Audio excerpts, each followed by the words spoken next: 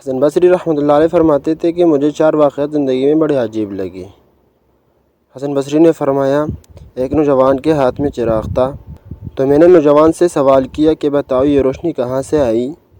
تو جیسے ہی میں نے یہ پوچھا کہ یہ روشنی کہاں سے آئی، اس نے پونگ مار کر چراغ بجھایا اور کہنے لگا حضرت جہاں چلی گئی وہاں سے آئی تھی۔ حسن بصری فرماتے ہیں کہ میں اس نوجوان کی حاضر جوابی پر آج تک حیران ہوں۔ واقعہ نمبر 2۔ ایک مرتبہ 10 یا 12 سال کی لڑکی آ رہی تھی۔ اس کی بات نے مجھے حیران کر دیا۔ کچھ دیر پہلے ہی بارش تھمی تھی، میں مسجد جا رہا تھا اور وہ بازار سے کوئی چیز لے کر آ رہی تھی۔ جب ذرا میرے قریب آئی تو میں نے کہا کہ بچی ذرا سنبھل کر قدم اٹھانا، کہیں پھسل نہ جانا۔ تو جب میں نے یہ کہا تو اس نے آگے سے یہ جواب دیا، آپ ذرا سنبھل کر قدم اٹھائیے گا، اگر آپ پھسل گئے تو آپ کے ساتھ ایک پورا طبقہ بھی پھسل جائے گا۔ حسن بصری فرماتے ہیں کہ اس لڑکی کی بات مجھے آج تک یاد ہے اور میں اپنے دین پر ہمیشہ استقامت کی دعا مانگتا رہتا ہوں۔ واقعہ نمبر 3۔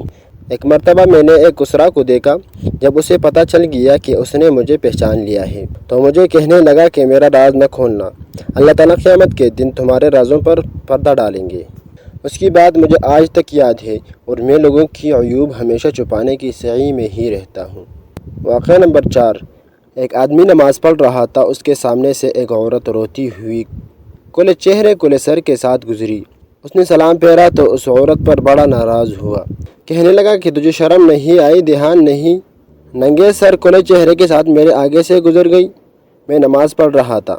اس عورت نے پہلے معافی مانگی، پھر کہنے لگی کہ دیکھو میرے خاوند نے مجھے طلاق دے دی اور میں اس وقت غمزدہ تھی، مجھے پتہ ہی نہیں چلا کہ آپ نماز پڑھ رہے تھے یا نہیں، مگر حیران اس بات پر ہوں کہ میں خاوند کی محبت میں اتنی گرفتار تھی کہ مجھے سامنے سے گزرنے کا پتہ ہی نہیں چلا، جبکہ تم اللہ کی محبت میں کیسے گرفتار ہو کہ کھڑے پروردگار کے سامنے ہو اور دیکھ میرا چہرہ رہے ہو۔ حسن بصری رحمۃ اللہ علیہ فرماتے ہیں کہ اس عورت کی بات مجھے آج تک یاد ہے۔